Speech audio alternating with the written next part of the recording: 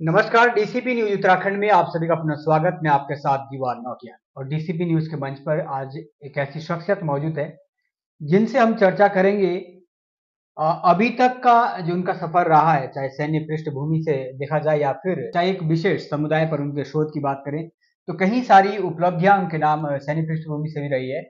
और हमारे साथ हमारे स्टूडियो में आज मौजूद है के आर नौटियाल जी। के आर नौटियाल जो कि इससे पूर्व भारतीय तटरक्षक बल के एडीजी पद से सेवानिवृत्त हुए हैं और अब उसके साथ ही एक जौनसार और जनजातीय समुदाय पर उन्होंने एक रिसर्च भी किया था, जिसके आधार पर एक पुस्तक बियॉन्ड पॉलियंड्री उनके द्वारा लिखी गई है। 16 फरवरी 2024 को उस पुस्तक का विमोचन उत्तराखंड के महामहिम राज्यपाल लेफ्टिनेंट जनरल गुरमीत सिंह जी के द्वारा देहरादून राजभवन में किया गया था। तो आइए ऐसी शख्सियत से आपको मिलाते हैं। नोटियाल जी, सबसे पहले तो आपका बहुत बहुत धन्यवाद, आपने अपना कीमती समय दिया। सबसे पहले मैं जानना चाहूंगा कि आपके जो जीवन का एक सफर था, अक्सर इस पद से जब कोई अवकाश प्राप्त होता है तो एक मेंटेलिटी प्रेशर रहता है कि शायद आप किसी अच्छी एजुकेशन से लेकर गए होंगे, अच्छे स्कूल से पढ़े होंगे। लेकिन हम सबसे पहले जानना ये चाहेंगे कि आपकी जो बुनियादी शिक्षा है वो कहाँ से स्टार्ट हुई थी। देखिए, मेरी पृष्ठभूमि की आपने बात की तो मैं जौनसार से आता हूँ। हाजा गांव है जौनसार में, वहां से मैं आता हूँ और मेरी 5वीं तक की पढ़ाई हाजा गांव में ही हुई। वहाँ शुरुआती दिनों में वहाँ टीचर्स इतने अच्छे होते थे कि 5वीं तक के, जब 5वीं के भी बोर्ड के एग्जाम होते थे, तो टीचर हमारे साथ ही रहते थे, रात भर उन्हीं के साथ रहना होता था और बहुत मेहनत कराते थे। 5वीं के बाद फिर बोर्डिंग स्कूल्स में गए, फिर देहरादून में मेरी इंटरमीडिएट और ग्रेजुएशन मैंने यहीं से बीएससी किया।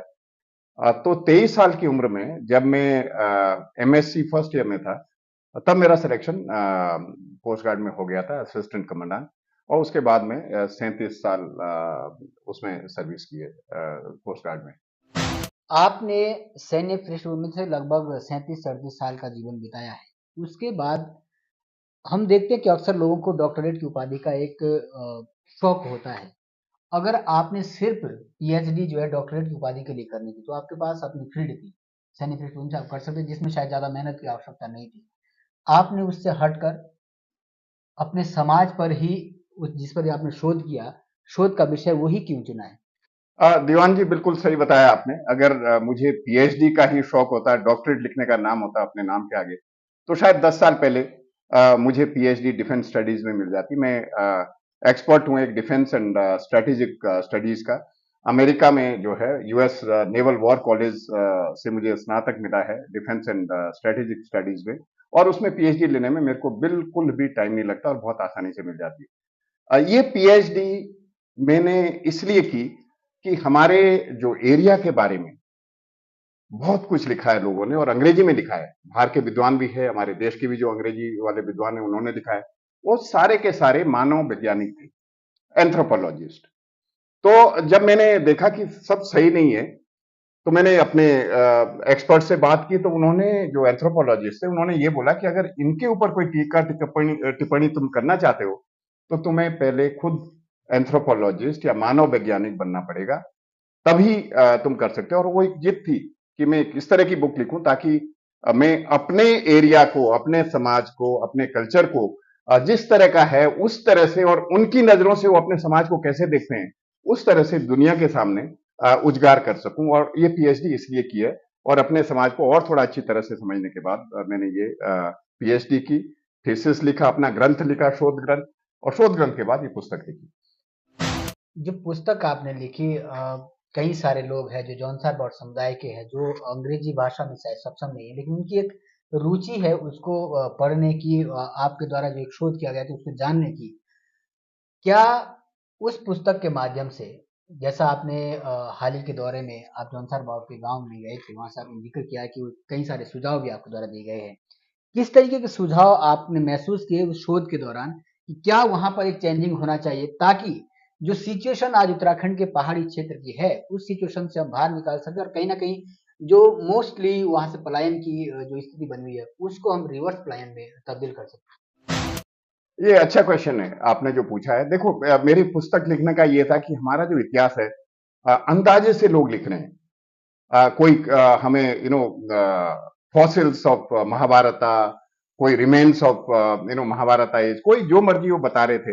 एक इतिहास को सुचारू रूप से किसी ने ढूंढने की कोशिश नहीं की, उनके जड़ों तक जाने की कोशिश नहीं की। तो वहां से लेके किस तरह का वहां का कल्चर है, किस तरह के वहां के शादी विवाह है, किस तरह से वहां के जीवन और मरने की प्रक्रिया या उस तरह के रीति रिवाज है, किस तरह से समाज जो है बदल रहा है समय के साथ, और आगे उस समाज के बदलते दौर में क्या क्या बदलाव अच्छे आए हैं, क्या खराब आए हैं। और उसके बाद लोगों के द्वारा ही, जब मैं रिसर्च कर रहा था पूरे एरिया में, करीब 1 साल एरिया में रहा मैं ये रिसर्च करते हुए, तो वहां से जो पॉइंट्स आए हैं उनमें से काफी पॉइंट्स ऐसे हैं जो मुझे भी लगा कि इसके ऊपर लिखना चाहिए, इसके ऊपर बहस होनी चाहिए। और उनमें से जो मुख्यतः जो पॉइंट आए हैं, पहले सब लोगों की ये धारणा थी कि हमारा जो एरिया है जौनसार बाबर का एरिया, वो एक अलग जिला होना चाहिए, अलग डिस्ट्रिक्ट होना चाहिए। तो किसी की कुछ राय थी, किसी की कुछ राय थी ना। मैंने जब ये सोचा कि बात तो सही है, क्योंकि क्या हो रहा है कि जो जौनसार बाबर है, वो देहरादून जिले में जब आता है तो देहरादून जिले की जो एक जीडीपी बोलते हैं जिसको, इंसान मतलब हर नागरिक की जो एक आमदनी है वो बहुत ज्यादा है। और हमारा एरिया छोटा सा है, 1,21,000 के आसपास लोग हैं। तो उसमें उनकी भी बढ़ जाती है इनकम, लेकिन हकीकत से वाकिफ नहीं है, हकीकत में वो अलग है। जितने भी और पहाड़ी एरिया है वो अलग डिस्ट्रिक्ट है, अलग जिले हैं पहाड़ी एरिया के। सिर्फ ये देहरादून,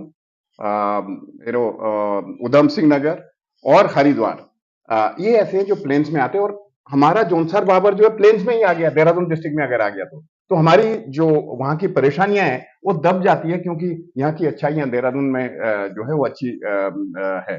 तो इसलिए अगर अलग से जिला रहेगा जौनसार का, तो उसमें एक फोकस्ड अटेंशन रहेगी। जो लोग वहां काम करेंगे उनका ध्यान उधर ही रहेगा, वहां के स्कूली शिक्षा पे, वहां के हर चीज पे वो ध्यान देंगे। अब देखिए हो क्या रहा है कि हमारा जौनसार बाबत में अगर पीछे जाऊं, क्यों अलग जिला होना चाहिए, वो वो हम लोगों को चेंज करते रहे हैं। सिरमौर किंगडम में था हमारा, उसके बाद हम लोग कुछ दिनों तक हिमाचल में रहे। हिमाचल में जब गोरखा राज खत्म हुआ 1815 के आसपास, फिर अंग्रेजों ने बोला कि इनको हिमाचल से निकाल के सहारनपुर जिले में लगा देते हैं। तो पहले हिमाचल में रहे, फिर हम सहारनपुर जिले में डाल दिया 1815 में। फिर 1829 में जो यहाँ के एडमिनिस्ट्रेटर थे, उन्होंने बोला कि सहारनपुर से ठीक नहीं लग रहा है, इसको देहरादून में मिलाया जाए। तो अगर देखा जाए तो इस टुकड़े को, जौनसार बाबर के टुकड़े को बार बार हटाया गया है, तो किसी ने भी इसको अच्छी तरह से देखा ही नहीं है। और अभी भी जोड़ दिया गया है, लेकिन नीचे पढ़ाई अच्छी है, ऊपर जो है पलायन का माहौल बन रहा है। क्योंकि अगर देखो तो हमने, जब मैं वहां रिसर्च भी कर रहा था, तो धीरे धीरे करके वहां से भी लोग नीचे आने शुरू हो गए। वो इसलिए कि जो एजुकेशन का स्तर है वो गिरता जा रहा है, जो मॉनिटरिंग सिस्टम है वो पूरी तरह से काम नहीं कर रहा है। और वहां अगर लोग इस तरह से नीचे आते रहेंगे, तो एक टाइम जरूर ऐसा आएगा कि वहां घोस्ट विलेजेस जो बोलते हैं, जहां की गढ़वाल में बहुत है। 2012 में एक उमर का आर्टिकल था जिसमें उन्होंने लिखा था कि सिर्फ बुढ़े लोग रह गए और कोई नहीं रह गया गांव में, ना पढ़ाई के साधन है, ना और कुछ है, तो सब लोग नीचे आ जाएंगे। जिससे कि सरकार को भी अच्छा नहीं होगा, क्योंकि ये एरिया बहुत इंपॉर्टेंट है national security point of view से। अगर सारे लोग पलायन कर जाएंगे तो सरकार को कल वहां जो है फौज रखनी पड़ेगी, उसके ऊपर खर्चा भी होगा। तो अच्छा ये रहेगा कि इसको अलग डिस्ट्रिक्ट बना के इन लोगों को बोलो कि वहीं रहो, सारी वहां फैक्ट्रीज दे दो उनको, वहां जो स्किल डेवलपमेंट के साधन दे दो, ताकि वो लोग वहीं रहें। पढ़ाई का अच्छा होगा तो एकदम लोग वहां रुकना चाहेंगे।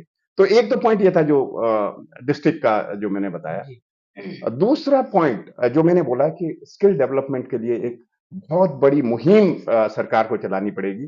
वहां के जो लोग हैं उनका जो कौशल विकास जिसको कहेंगे, सिर्फ खेती में है, या बकरियां या भेड़ें चुकाने में, उसमें उसमें निपुणता हासिल है, उसके ऊपर कुछ भी नहीं उनके पास है। अभी बाहर अगर जो भी वहां पढ़ाई के साधन है, वो आज के दौर में उनको नौकरी नहीं दिला सकता है, अगर कौशल नहीं होगा तो। तो होना क्या चाहिए कि वहीं कौशल विकास इस तरह का हो कि उनको डायरेक्टली फैक्ट्री ले ले, कहीं भी। बिल्कुल। अभी एक रिसर्च आई थी, मैं बताऊं आपको कि तो उसमें उन्होंने रिसर्च किया कि जो बच्चे हैं, 65% लोग ऐसे हैं लड़के जो कम्युनिकेशन स्किल जिनके नहीं है, जो कि बोलचाल की भाषा वो अच्छी नहीं है, इसलिए वो फेल हो जाते हैं एग्जाम में। 60% उसमें निकल जाते हैं। 20 और 25% ऐसे हैं जिनको एनालिटिकल एबिलिटी, विश्लेषण करना नहीं आता है चीजों का, उसमें बाहर हो जाते हैं। 5% जो है वो नॉलेज नहीं होती उनको, जो डोमेन है उसमें। तो सिर्फ 100 में से 10% बच्चे ऐसे हैं जो नौकरी के काबिल है। तो अगर ज्यादा वो दायरा बढ़ाना है तो उनको ट्रेनिंग वैसी देनी पड़ेगी, ताकि उनको कम्युनिकेशन स्किल बढ़ाने पड़ेंगे। उनके जो जितने भी बच्चे हैं उनके लिए हमें ये देखना पड़ेगा कि उनके स्किल, जो बोलचाल की भाषा, एनालिटिकल स्किल कैसे बढ़ाया जाए, और उनकी नॉलेज जो है कैसे, ताकि वो 10% से थोड़ा ज्यादा हो जाए। मैं पुस्तक के लास्ट में आपके कुछ सुझाव, जो जैसा आपने कहा कि अलग जनपद और विशेष जनपद का दर्जा उस क्षेत्र में होना चाहिए। आपके कहने का मतलब है कि अगर हमने उस दूरस्थ क्षेत्र के विकास का आकलन करना है, तो उसे देहरादून में बैठकर या देहरादून की विकास से हम सही आकलन नहीं कर पाएंगे। अलग जनपद से आपको लगता है कि वहां पर एक ऐसा परिवर्तन आ सकता है कि ताकि अगर वहीं पर सारी चाहे वो हमारे कार्यालय हो, ऑफिसेज हो, जो गांव को डेवलप करने वाली जो संस्थाएं हैं, वो अगर वहीं पे होगी, अलग जनपद खुलने से आपको लगता है कि वो वहां पे अगर होगी, तो उसका एक अलग प्रभाव देखने को मिलेगा, और कहीं ना कहीं जो अभी यहाँ से हम उसका आकलन कर रहे हैं, उस आकलन से हटकर हम उसकी वास्तविकता को देख पाएंगे। बिल्कुल, आपने बिल्कुल एकदम सही बताया। हमारा डिस्ट्रिक्ट अलग होने का मतलब है कि जो भी हेडक्वार्टर्स है, बजाय देहरादून में रहने के, जहां से कि 2-2 3-3 घंटे लग जाते हैं इंटीरियर पहुंचने में, अगर वहीं रहेगा। मैं आपको बताऊं कि एक स्कूल की बात ले लो, जो वहाँ एजुकेशन सिस्टम है। स्कूल में बहुत कम लोग जाते हैं चेक करने की टीचर आ भी रहे हैं कि नहीं आ रहे हैं। देहरादून से टीचर हर दिन सुबह 90 किलोमीटर जाके 1.5-2 घंटे में वहां पहुंचता है। जब तक वहां पहुंचता है टायर्ड है, दोबारा जो है वहां से निकल के वापस आ जाता है। कोई भी जो वहां के जो यहाँ देहरादून से बहुत कम लोग हैं जो वहां जाते हैं चेक करने के लिए। अगर वहीं होगा तो ये चेक होंगे। वहां पर जो करप्शन कम हो जाएगा, वहां की जो मेडिकल फैसिलिटी है वो लोग देखेंगे कि वहां किस तरह की बात है, वो ज्यादा अच्छे से शुरू हो जाएगा। और बहुत बड़ा एरिया है, 444 स्क्वायर मील का एरिया है, जो कि बहुत बड़ा है। लोग भले ही कम हो, लेकिन अगर उनको वहां रखना है, उनकी संस्कृति को प्रिजर्व करना है, और उन लोगों को ये उम्मीद देनी पड़ेगी कि हम तुम्हारा ध्यान रखेंगे और वहीं रहेंगे। अ, अभी जौनसार बावर की अगर हम बात करें, तो आपने जिक्र किया निजी स्कूल और गवर्नमेंट स्कूल में अभिभावकों की एक मेंटेलिटी ये हो गई है कि नहीं, सरकारी स्कूल में कुछ पढ़ाई होती नहीं है, सरकारी स्कूल की जो एजुकेशन है वो बच्चे को कामयाबी की ओर बहुत कम बच्चे को सक्सेस मिलता है।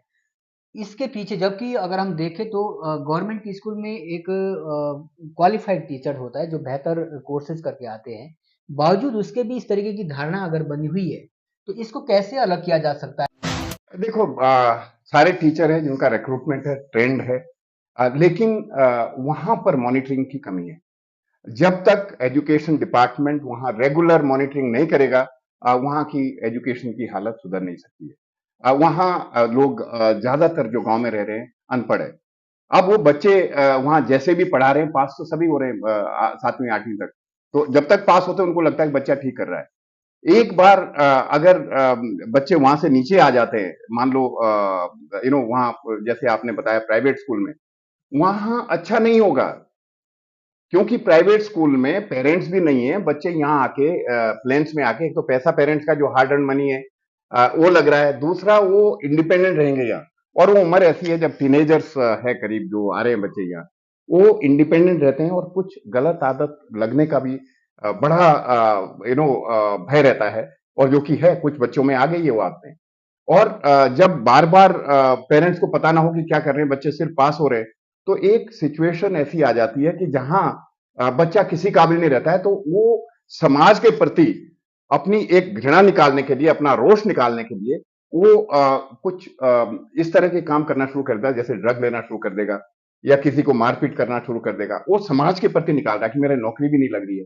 लेकिन जमीनी हकीकत यह है कि सरकारी स्कूल बहुत अच्छे हैं, अगर वहीं रखा जाए जहां पेरेंट्स बच्चों को देख भी सकते हैं रोज, तो सरकारी स्कूल से तो अच्छा कुछ है ही नहीं।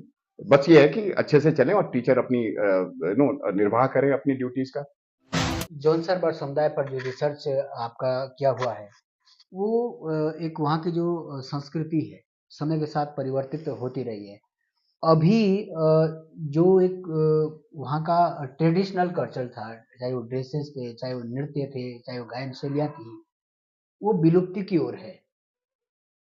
उसको अगर हमने वापस लाना है, तो क्योंकि अगर एजुकेटेड लोग हो रहे हैं तो ऐसा भी नहीं वो वहाँ रुक सकते हैं। लेकिन इसके साथ ही कौन से उपाय हो सकते हैं जो हमें आगे भी बढ़ना है लेकिन साथ में हमें अपने कल्चर को भी साथ जिंदा रखना है, वो जो विलुप्त हो रहा है उसको कैसे वापस ला सकते देखिए उसमें जितने भी लोग वहाँ के हैं, पहले तो हमें गर्व महसूस करना चाहिए अपनी संस्कृति पे। हमारी इतनी पुरानी संस्कृति है कि जैसे मैंने पहले बताया था कि महाभारत से भी पहले से हम लोग वहाँ हैं। और हमारी संस्कृति में समाज, दुनिया बहुत कुछ सीख सकती है। हमारे जो भाईचारा है, आपस में मेल-जोल है, पारिवारिक जिस तरह की बंधन है, एक-दूसरे से बंधे हुए हैं, जिस तरह से लोग बहुत कम चीज़ों में भी खुश रहते हैं, एक संतुष्टता, एक आंतरिक संतुष्टता का माहौल है और लोग खुश रहते हैं। तो उससे दुनिया को बहुत कुछ सीखने को मिल सकता है। उसको रखने के लिए हमें करना क्या पड़ेगा कि जो भी लोग नीचे आ गए हैं टेम्परेरीली और परमानेंटली, उनको बार-बार जाते रहना पड़ेगा, उनको सपोर्ट करना पड़ेगा, गवर्नमेंट को भी देखना पड़ेगा कि रेगुलरली जाके किस तरह से बदलते हुए दौर के साथ अब बदलाव जो है रोक नहीं सकते हो। एक वेस्टर्नाइजेशन बोलते हैं, संस्कृताइजेशन, ये वर्ड्स हैं बदलाव के, जो कि पूरे दुनिया में सारी संस्कृति बदलती रहती है। तो उसके ऊपर हैं? शायद रोक नहीं पाओगे, कपड़े जो हैं चेंज हो रहे हैं। लेकिन फिर वापस आ रहे। पहले अगर देखो आप तो घाघरा और जोगा पहने हुए और ढांटू पहने हुए पहले शर्माते थे, करीब 20-30 साल पहले यहाँ जौनसारी, लेकिन अब फिर से पहन के आ रहे हैं। तो वो इसलिए कि कॉन्फिडेंस आ गया कि हमारी ड्रेस अच्छी है, हम अच्छे हैं और हम अपने आप को जैसे हैं ऐसा दिखाना चाहते हैं। तो ये एक बड़ी अच्छी बात आई है और वहाँ की जो भाषा है वो विलुप्त होने के कगार में है। मैंने पीछे कहीं बताया भी कि एक यूनेस्को ने, एक कमिटी ने बोला है कि ये बिल्कुल गंभीर रूप से विलुप्त होने के कगार पे है। लेकिन कुछ लोगों ने अभी शुरू कर दी है लैंग्वेज को संभालने की भी। तो कहीं न कहीं समाज में अच्छे लोग भी होंगे जिनको करना पड़ेगा और ट्रेडिशन को बचाने के लिए एक ही तरीका है कि जो भी लोग पढ़े लिखे हैं वो भी वहाँ जाते रहें और उस कल्चर से अपने आप को गर्वान्वित महसूस करें कि हमारा कल्चर जो है वो बहुत ही अच्छा है और उसके लिए जो भी करना है वो कोशिश करें गवर्नमेंट के थ्रू या किसी भी तरह से। नौटियाल साहब, रिसर्च का एक क्राइटेरिया आप क्यों क्या मानते हैं? क्योंकि जब आपका पुस्तक का विमोचन था तो चीफ गेस्ट में निरप सिंह नपच्याल साहब मौजूद थे। उनका जो उस दौरान का संबोधन था, मैं सुन रहा था उसमें कि जो आपने एक रिसर्च में जो उनको महसूस पड़ता है, उस समाज का होने के बावजूद भी, जैसा आपने कहा कि कुछ चीजें थी ऐसी जो विदेशी लेखकों ने लिखा है जिसके बारे में, लेकिन शायद वहीं तक उस समाज को सीमित कर रखा है उन्होंने, वो हकीकत थी। आपका कहीं ऐसा नहीं लगा कि अगर अपनी संस्कृति है तो उसके लिए थोड़ा सॉफ्ट रवैया अपनाया जाए, कहीं शर्मिंदगी जो होनी चाहिए थी वो महसूस नहीं हुई? नहीं, नहीं। देखो मुझे मैं ये किताब इसलिए लिखी है कि मैं अपने एरिया से अटूट प्यार करता हूँ और मुझे बहुत लगाव है। मुझे दुःख उस बात से हो रहा था कि जो औरों ने लिखा है, वो मुझे पसंद नहीं आया और एक जैसे मैंने बताया कि कोई फ्रेजर है, उन्होंने लिखा था कि people so degraded in morals otherwise can be, तो वो एक चुभ गया था। तो मैंने क्या किया कि मैंने उसकी कहानी भी ढूँढी, उसके देश की कहानी ढूँढी, उसके जाति की कहानी ढूँढी और ये निकाल के लाया कि तुम्हारा समाज हमसे भिन्न नहीं था। वो एक नॉर्मल इवोल्यूशन का प्रोसेस है, जहां लोग पहले जंगल में रहते थे, फिर जंगल से लोगों ने फिर ऑब्जेक्ट किया कि भाई जानवरों की तरह रह रहे थे, कोई भी लेडी कोई भी जेंट्स के साथ चली जाती थी। उसके बाद धीरे धीरे करके कि नहीं, मनुष्य और औरत ऐसे होने चाहिए जो किसके साथ संबंध बना सकते हैं। उसके बाद ये चलते चलते कुछ ऐसे भी थे, सिबलिंग भाई बहन की शादियां होती थी, अभी भी कुछ है सोसाइटी जहां सिबलिंग मैरिज होती है। कुछ ऐसी भी है जहां बाप और बेटी की शादियां, मतलब सुन के भी अजीब लगता है लेकिन इस तरह के भी समाज है। कुछ ऐसे हैं जो ये पॉलिएंड्री और पॉलीगेमी और पॉलीजाइनी, ये तो ऐसा है कि जो बहुत जगह अभी भी कम से कम 53 सोसाइटी 2012 की रिसर्च है जहां अभी भी चल रहा है। ये सब हिमालयन रीजन को छोड़ के, तिब्बतन वगैरह अगर छोड़ दो तो ये एक इवोल्यूशन का प्रोसेस है। उसके बाद मोनोगेमस मैरिज जाके एक हस्बैंड एक वाइफ में आ रहा है, और हमारे यहाँ रिसर्च आ गई है कि है नहीं। लेकिन उसके चक्कर में पूरी जो अच्छाइयां थी वो दब गई है। वो जो है दब गई है हमारे पूरे समाज की। तो अच्छा मुझे ये लग रहा है कि एक अंदर का आदमी, ऑब्जेक्टिव होनी चाहिए रिसर्च। हमें खुश करने के लिए नहीं लिखना अपने लोगों को। अगर कोई खराबियां है, मैंने उसमें लिखा भी है कि नशे की प्रवृत्ति बढ़ रही है। मैंने ये भी लिखा है कि कैसे इसको रोका जा सकता है। तो जो रिसर्च होती है उसमें इस तरह का आना चाहिए ताकि बाहर का आदमी ये ना सोचे कि इसमें अंदर वाले ने अपनी बड़ाई कर दी है। जैसे हम हर बार, कुछ लोग हैं जो शायद रिसर्च ना की हो, तो एक छोटे से मुद्दे पे अपने को उजगार, मुझे पॉलिटिशियन नहीं बनना है। मैं तो एक अटूट प्यार करता हूं अपने एरिया से, और एक ठेस सी पहुंचती थी जब गलत लिखा था हमारे एरिया के बारे में। तो सिर्फ इसलिए रिसर्च की, ताकि जौनसार की सही पिक्चर दुनिया के सामने रख सकूं, उन अंग्रेजों के सामने भी जिन्होंने हमारे एरिया के में रिसर्च करके कुछ ऐसी चीजें लिखी जो जिससे मुझे अच्छा नहीं लगा। पहले में आपने जिक्र किया है नशे की ओर, युवा जनरेशन नशे की ओर बड़ी तेजी से बढ़ रही है। अगर आप अपने ही क्षेत्र पर जिसने आपने रिसर्च किया वहीं का आज का हालात देखें, तो आए दिन किसी न किसी घटना का अंजाम देखने को मिलता है।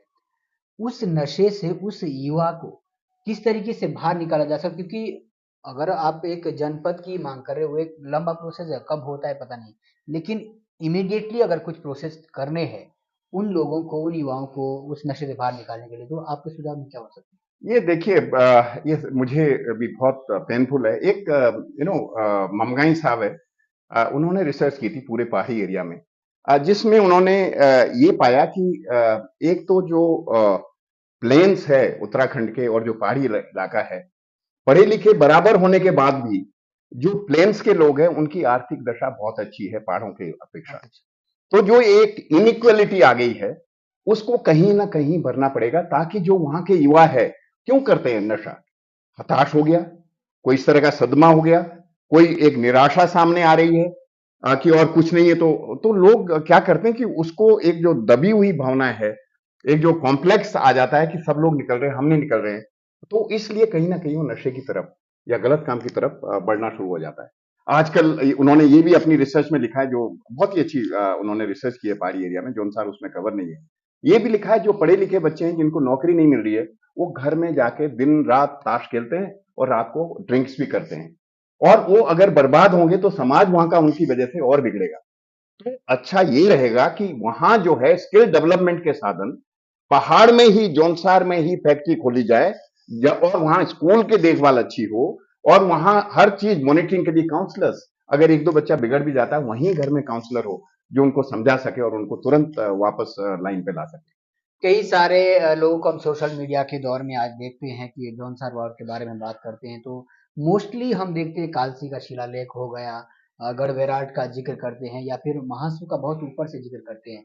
जबकि क्या जौनसार बावर में यही दो चार चीजें, उसके इतिहास को अगर हम देखें, आपने एक अच्छा रिसर्च किया है, उसके भीतर कई सारी ऐसी चीजें हैं। अगर मैं धार्मिक आस्था से जोड़कर देख लूं, तो महासू का इतिहास आप किस तरीके से देखते हैं जो आपने रिसर्च में पाया है?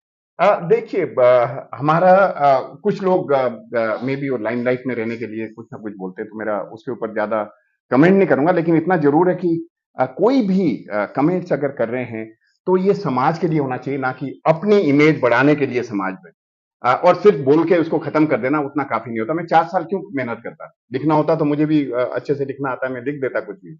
लेकिन तथ्यों के साथ कोई भी चीज अगर लिख रहे हो तो उसको ये लगना चाहिए कि जो तुमने लिखा है उसके ऊपर तथ्य है, और निष्कर्ष जो निकाल रहे हो वो भी तथ्यों के आधार पर होना चाहिए। यहाँ कुछ कुछ मैंने देखा है कि अपने हिसाब से ऐसा हुआ होगा तो ऐसा हुआ होगा, और कुछ हिस्ट्री बना देते हैं, कोई सेल्फ स्टाइल्ड हिस्टोरियन बन जाते हैं। हिस्टोरियन वो होते हैं ना जिन्होंने डिग्री हासिल की है हिस्ट्री की, जिनको जाना माना पूरे विश्व में जानते पहचानते हैं, तो फिर वो सभी बन जाते हैं वैसे तो, कि कोई हिस्टोरियन बन जाता, कोई सेल्फ स्पोक्स पर्सन बन जाते। लेकिन उनसे मुझे कोई निराशा नहीं है, ना ही कोई वो है। जहां तक आपने मासू की बात की, महासु देवता एक किंग किंग माने जाते हैं जौनसार में। एक उनका जो वो देवता जो है किंग के रूप में है, जो कि अपनी जनता की, जो कि उनके अंडर में हिमाचल का भी कुछ पोर्शन है और यहाँ का है, जो अपने जितनी भी जनता है उनको एक राजा की तरह उनकी देखभाल करते हैं। और जितनी जनता है, पहले कम थी, अभी ज्यादा लोग जाने लग गए हैं। उनकी उत्पत्ति के अलग अलग इवोल्यूशन जो मैंने अपनी किताब में दिए हुए हैं, अगर उसके बारे में बात करेंगे तो बहुत लंबा होते जाएंगे। इतना जरूर है कि जो मैंने देखा है, आस्था भी है, और आस्था इतनी अटूट आस्था है कि उसकी वजह से लोगों को उसमें इतना विश्वास है कि उनके सारे काम जो भी वो चाहते हैं वो उस तरह से सफल हो जाते हैं उनके पास जाके। और शायद कोर्ट के भी कुछ मामले जो है कम हो रहे हैं देवता पे आस्था की वजह से, गलत काम करने से रोक रहा है लोगों को वहां के। तो मासू देवता का मानता है। चारों भाई जो है वहाँ कैसे आए, कश्मीर से जो बता रहे हैं वैसे आए। वहाँ किस तरह से हुना ऋषि जो है जिनके नाम पे हनोल है, वो कैसे गए थे। किस तरह से शिवकुड़िया महाराज ने हुना ऋषि की पत्नी को आगाह किया था कि उनको वहां भेजो, लेके आइए। उन्होंने आके राक्षसों का वध किया। फिर जाके जब वो निकाल रहे थे तो एक वीक पहले हल लगाते हुए किसी के जो सबसे बड़े थे उनके आंख में चोट आई, वार्षिक महाराज। तो इसलिए वो भी ज्यादा नहीं, छोटा एरिया दे रखा है उनको। उसके बाद जो बोठा महाराज है उनके पैर में जो है वो जब हल चला रहे थे तो उसमें आ गई, तो वो भी एक जगह बैठे रहते, ज्यादा इधर उधर नहीं जाते हैं। जो पवासी महाराज है उनके भी डिफेक्ट आ गया जब वो हल चला रहे थे। सिर्फ चालदा महाराज जो चौथे भाई है, वो एक ऐसे निकले कि उनके कोई हो नहीं। तो उन तीनों चारों के बिहाफ में वो पूरा भ्रमण करते हैं, सब जगह जाते हैं और लोगों को जो है अपना आशीर्वाद देके आते हैं। और इतनी पूछ है कि अभी देखिए आप जिस तरह से चल रहा है। आज के दौर में कहीं न कहीं जो हॉस्पिटैलिटी है वो भी कनेक्ट हो चुकी है गाँव-गाँव तक। अलग बात है कि किसी स्तर पर उसका हो रहा है। लेकिन एक दौर ऐसा था जब पूरे वो एरिया या हम लोग आयुर्वेद पर डिपेंड थे, या वहीं के जो कुछ लोग थे, बुजुर्ग लोग थे जो नेचुरली पेड़ पौधों की जड़ों से या इस तरीके की किसी वनस्पतियों से दवा ढूंढते थे। उस तरीके का कुछ रिसर्च में आपके निकला है ओ कि यस, बहुत ही अच्छा प्रश्न पूछा आपने। मैं जब रिसर्च कर रहा था तो मैंने जोनसा के ऊपर जितनी भी किताबें लिखी है किसी भी उस पर, तो मैंने वो किताबें पढ़ी। और एक बहुत अच्छा था पेपर, एथनो मेडिसिन बोलते हैं उसको, वनस्पतिक जी दवाइयां जी जो जी आप जी। बात कर रहे हो।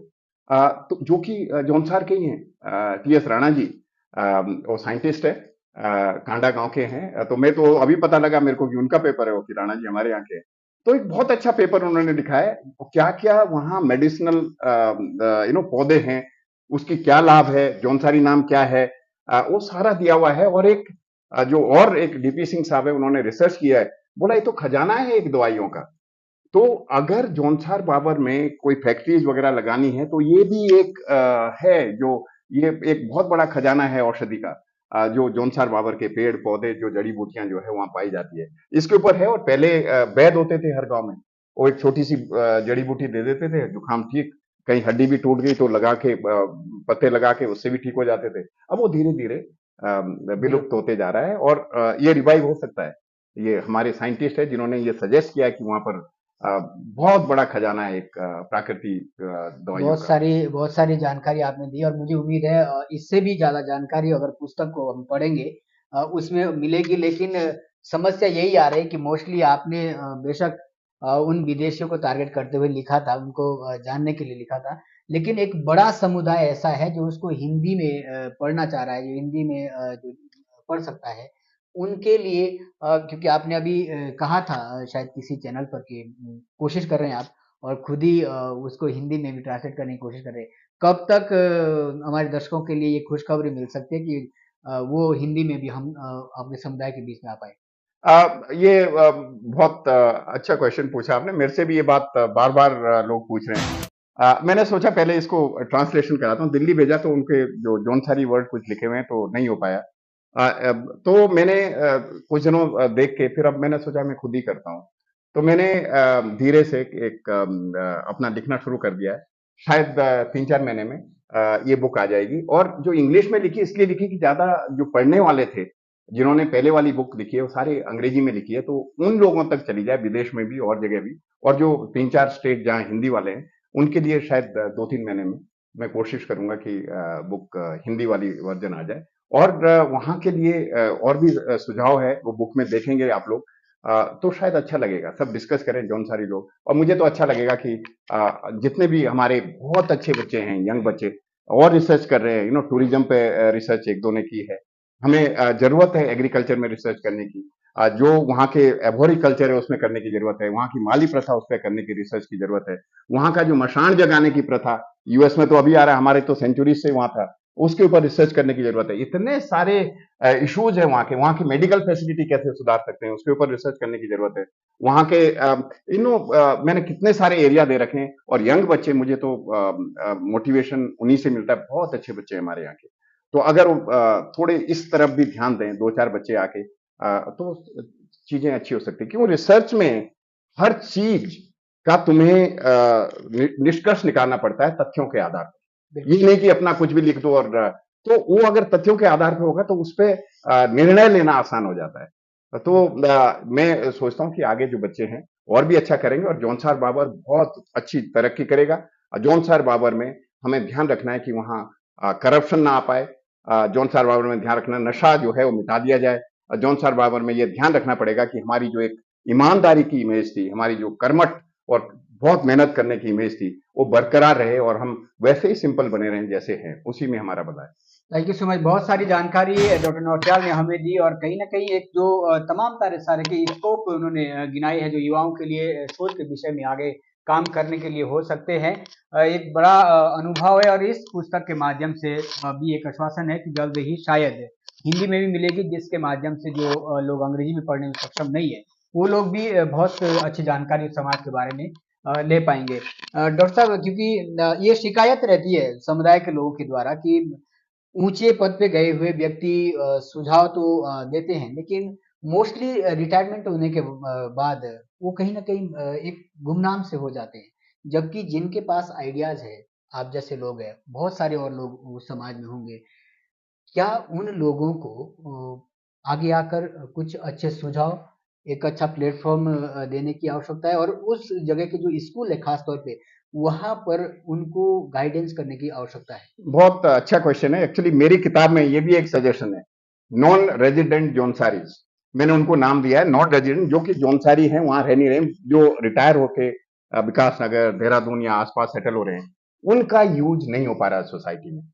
एक कमेटी थी, जो इंटरनेशनल कमेटी थी, मतलब है अभी भी, जो कि इंटरनेशनल पूरा एक महकमा है, जिसमें माउंटेनियरिंग जितने भी रीजन्स हैं, उन 8 कंट्रीज है जो उसमें आ रही है, इंडिया भी उसमें है। तो उन्होंने सजेशन दिए हुए हैं कि पहाड़ी क्षेत्र का उत्थान कैसे हो सकता है, वहां के लिए किस तरह के हाई वैल्यू प्रोडक्ट निकालें। हाई वैल्यू एक चेन, जो अगर प्रोडक्ट बन रहे हैं वहां के सर्विसेज में, एक हाई वैल्यू सर्विसेज की ट्रेनिंग दिलाएं, और उनकी एक चेन की किस तरह से उनको बेचें। अगर उस तरह से करेंगे तो वहां का उत्थान हो जाएगा। तो ये जो रिटायर्ड लोग हैं, अगर इनको इसमें एक तो समझ होगी उनको कि क्या हम बात कर रहे हैं, और दूसरा वो इंटरनेशनल एजेंसी से जहां की ये सजेशन आया, इंडिया उनमें से एक है, उसमें इंडिया है, पाकिस्तान है, बांग्लादेश है, नेपाल है, भूटान है, चाइना है, और म्यांमार है। तो ये सारी कंट्रीज उसमें है, और इसका ग्रुप है जो उन्होंने दिया हुआ है ये। और अगर ये सजेशंस है तो उनको इम्प्लीमेंटेशन के लिए ये लोग, और ये इतनी वेल्थ ऑफ एक्सपीरियंस लेके आ रहे हैं जो रिटायर्ड लोग हैं, चाहे एजुकेशन में ले लो, उनका एरिया, चाहे कोई फॉरेस्ट वाले हैं, कैसे उनका यूज कर सकते हो, किस तरह से हम प्रिजर्व कर सकते हैं, किस तरह से जड़ी बूटियों का देख सकते हैं, किस तरह से एजुकेशन और एग्रीकल्चर वाले में भी कई सारे हैं, डॉक्टर्स जो हैं, they can go there and set up something. तो ये एक इतना बड़ा हमारे पास ट्रेजर है जो अवेलेबल है, लेकिन उसका यूज नहीं हो रहा है। वो क्या रहा है कि बीच में जो थोड़े से अनजान लोग हैं, जिनको कि पॉलिटिक्स में अपना नाम कमाना है, वो जाके उतने काबिल ना होके भी वो कुछ भी बोल के, सीधे साधे लोग हैं, वो अपना एक पॉलिटिकल कैरियर बनाने की कोशिश कर रहे हैं, बजाय इन लोगों के जिनको कि पॉलिटिक्स से कुछ लेना देना नहीं है, सिर्फ समाज की सेवा करनी है, और जाके इनका उपयोग शायद नहीं हो रहा है। अगर एक कॉन्ग्रीगेट हो जाए जहां लोगों को कोई उम्मीद नहीं है कोई पॉलिटिक्स ज्वाइन करने की, या कोई अपने लिए कुछ कमाने की, बिकॉज 60 साल में सब कुछ जनरली आदमी अचीव कर लेता है जो भी है, तो ये एक बहुत बड़ा फायदा होगा एरिया के लिए। और आपने बहुत अच्छा क्वेश्चन पूछा, मेरे बुक में दिया हुआ है ये। गढ़वाल एरिया लगभग पलायन की दृष्टि से बहुत अधिक पलायन कर चुका है। और अगर मैं विधानसभा परिसीमन का कई जिक्र हो रहा था, पहले जो परिसीमन हुए हैं वो क्षेत्रफल की दृष्टि से किए गए हैं। अभी जो आगे परिसीमन की चर्चा हो रही है वो जनसंख्या की दृष्टि से हो रही है। ऐसे में अगर जनसंख्या की दृष्टि से विधानसभा के परिसीमन होता है तो उस एरिया के लिए और भी डेंजर हो सकता है, क्योंकि जनसंख्या वहाँ दिन प्रतिदिन घट रही है और पहाड़ी एरिया पूरा खाली हो रहा है। उत्तराखंड के कई बॉर्डर जैसा आपने जिक्र किया राष्ट्रीय अंतर्राष्ट्रीय सीमाओं से भी लगते हैं। आप सैन्य पृष्ठभूमि से है। कितना बड़ा बोझ राज्य पर पड़ेगा अगर हमें जो अभी किसान सीमांत गांव में है काम कर रहे हैं उनकी वजह से हमारी सीमाएं सिक्योर है, वहां से अगर वो आ जाएंगे और एक्स्ट्रा हमें वहां पर सैन्य रखनी पड़ेगी तो एक बजट के स्तर से अगर देखा तो बड़े स्तर पर एक हमें बजट खर्च करना पड़ेगा। बिल्कुल बहुत सही बात की आपने। ये तो एक बहुत ही बड़ी गलती होगी अगर क्षेत्र ना देख के सिर्फ लोगों को देखें। पहाड़ में मैं बताया आपको कि 444 वर्ग मील का एरिया है जोनसार का, और अगर लोग देखें वहां सिर्फ 1,22,000 जो 2011 का सेंसस है, उसमें सिर्फ इतने हैं। लेकिन ये बहुत बड़ी गलती होगी सरकार की अगर जनसंख्या के हिसाब से ये क्षेत्र करे। और रूल बन सकता है प्लेन्स के लिए, जो है मैदानी इलाकों के लिए वो रूल ठीक है कि जनसंख्या के हिसाब से करो। पहाड़ी क्षेत्र में ये एक बहुत ही बड़ी दुविधा लेके आ जाएगा। सारे लोग पहाड़ से नीचे आ जाएंगे, क्योंकि अगर वो जिस तरह से देहरादून और जोनसार की बात मैं कर रहा हूँ, तो वहां भी मुसीबत यही है, कोई नहीं रह जाएगा वहां कल।